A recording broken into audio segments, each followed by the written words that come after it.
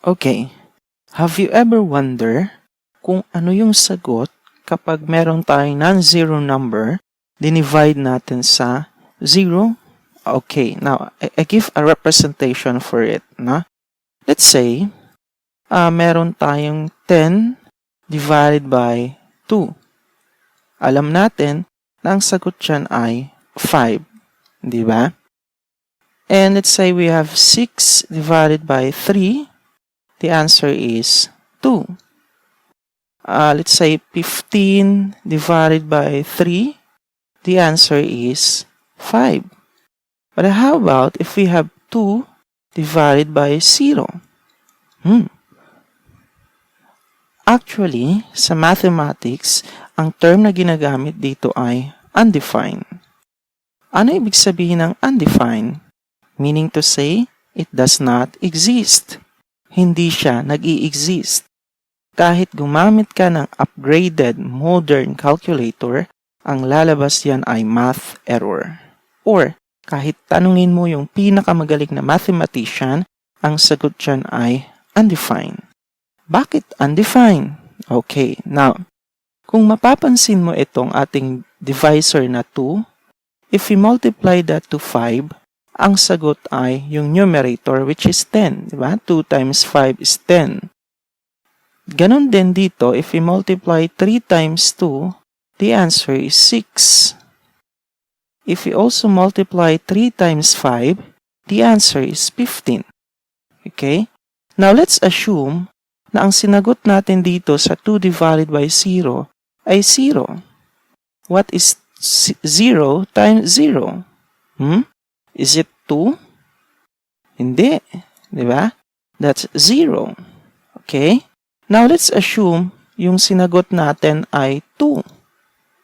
So, what is 0 times 2? Is it 2? Hindi rin. No? That's actually 0. So, hindi siya nag-a-apply sa rule in mathematics. So, this is called undefined. It does not exist. Now, I have another presentation kasi alam natin na kapag division, another term for division is repeated subtraction. Let's say 10 divided by 5.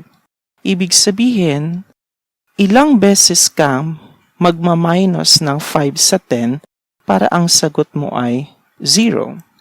That's 2. Kasi 10 minus 5 minus 5, that is equal to 0. Ilang beses kang nag-minus ng 5? 2 times. Kaya ang sagot mo dyan ay 2. Diba? So, 10 divided by 5 is 2. Let's have another one. Let's say 4 divided by 4. 4 minus ilang 4 na ima-minus mo sa 4 to come up with 0. That is 1. So, isang beses, no? That's 1 time kang nag-minus ng 4 to come up with 0. Kaya ang sagot dito ay 1. So, if we have 2 divided by 0, so kung magma-minus tayo ng 0 sa 2, 2 minus 0, 2 minus 0, ilan kaya ang ima-minus nating 0 to come up with 0? Walang katapusan. Even infinite yan, hindi pa rin tayo makapag-come up ng 0. Diba? That is not equal to 0. Okay? So, hindi ang sagot dito ay 0 sa 2 divided by 0, hindi rin 2. That is undefined. The answer is undefined. That is why any non-zero number divided by 0 is undefined.